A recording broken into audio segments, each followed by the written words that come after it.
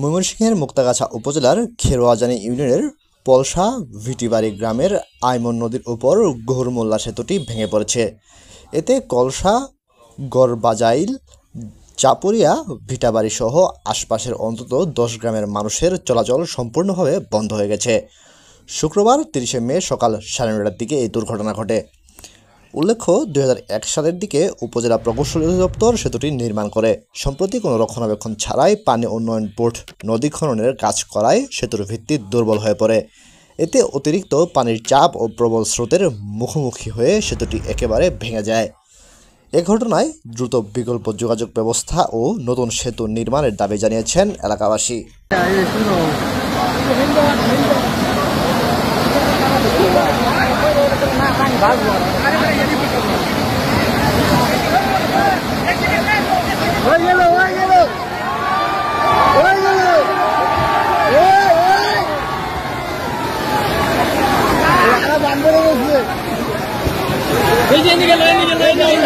এই যে